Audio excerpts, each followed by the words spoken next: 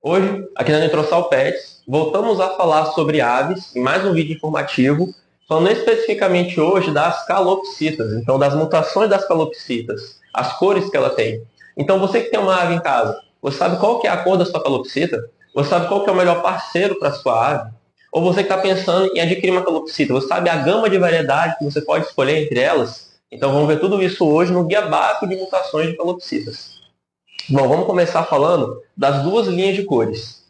Aqui são duas mutações diferentes que vão fazer duas linhas de cores diferentes. Eu comecei por falar disso aqui, porque todas as mutações que vamos falar hoje, cinza, opalino, alerquim, hino, canela, elas vão ser expressas nas duas linhas de cores. Então, entendendo isso, vai ser mais fácil de poder entender o resto da aula. Então, aqui vamos ter duas mutações. O fundo amarelo, que é uma mutação dominante, na qual vai ter a produção do lipocromo, que é um pigmento amarelo e laranja, e vamos ter o fundo branco, que é uma mutação recessiva.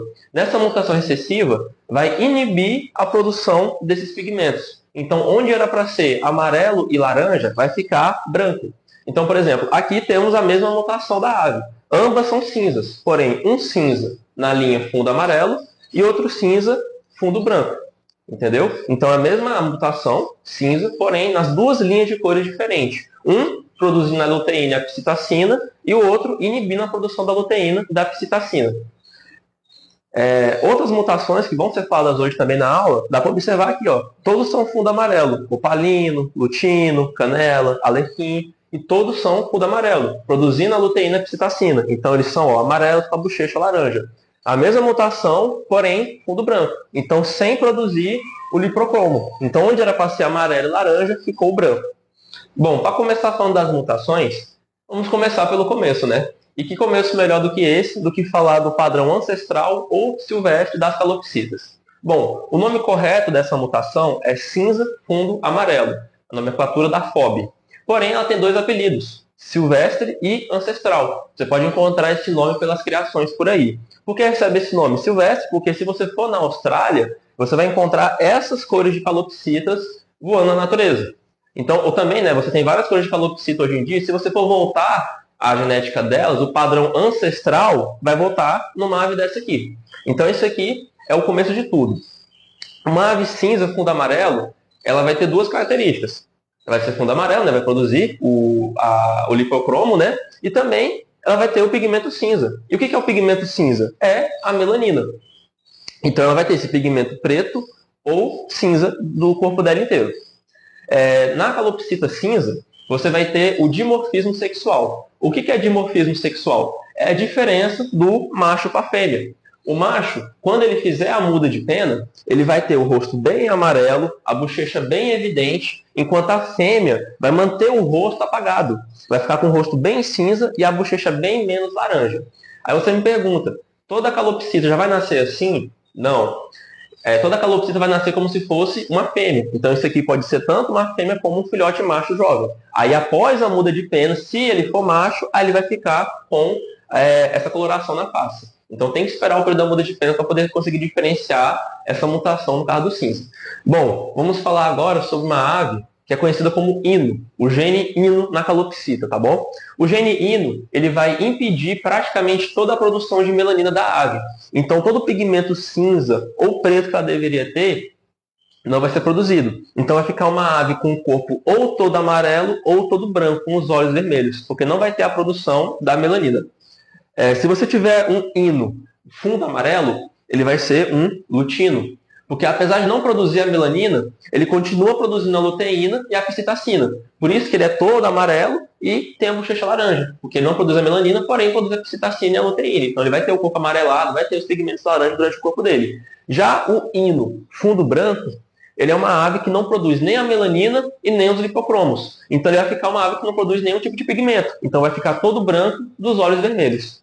Essa aqui é uma mutação que não tem dimorfismo sexual. Então, o macho lutino, a fêmea lutino, o macho albino, a fêmea albina vão nascer e vão morrer iguais. Não vai ter uma muda de pena que o macho vai ficar mais intenso do que a fêmea. Isso não acontece. É uma mutação que o macho e a fêmea eles nascem e morrem iguais. Não tem dimorfismo sexual nessa mutação. Bom, falando agora sobre o alerquim. O alerquim é uma mutação recessiva. E o que acontece com o alerquim? A ave ela deveria ter a cor limitada à face dela. Só que o alerquim acontece uma infiltração da cor na face no corpo dela. Então, o amarelo do rosto infiltra no corpo. E o branco do rosto infiltra no corpo também, no caso dos fundos brancos, né? Essa infiltração vai gerar manchas na ave que são aleatórias. Você pode ter mancha em diversos lugares. Vai ter ave muito clara, ave mais escura, então a mancha é aleatória. Porém, também tende a ser hereditária.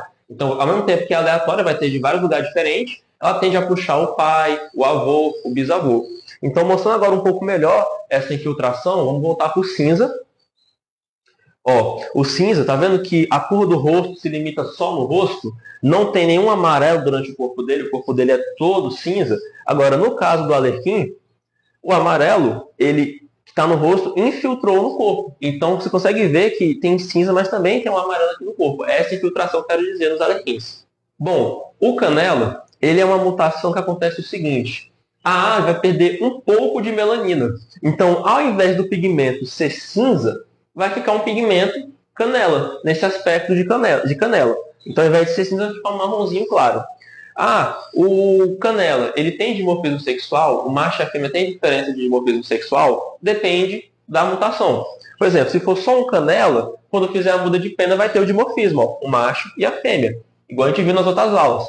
Agora, se for um alerquim não tem dimorfismo sexual. Então, tanto faz se é canela, se não é, vai continuar não tendo dimorfismo sexual.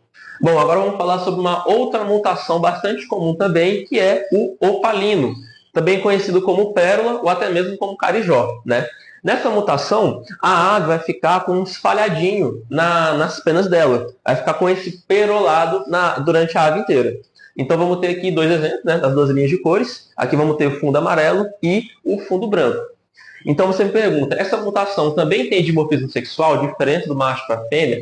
Tem sim. As fêmeas vão ter esse perolado ao longo do corpo, ou aves jovens, né, vão ter o perolado ao longo do corpo, e os machos, quando fizerem a muda de pena, vão perder o perolado. Então eles vão ficar igual um cinza, que nós vimos na última aula. Tanto que em campeonato da FOB, ele não concorre como opalino, concorre junto com o cinza.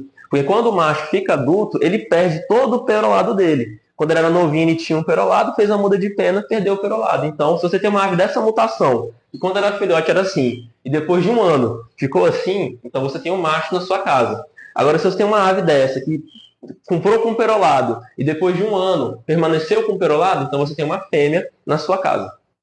E aqui está sendo a mutação expressa nas duas linhas de cores, tanto fundo amarelo como fundo branco.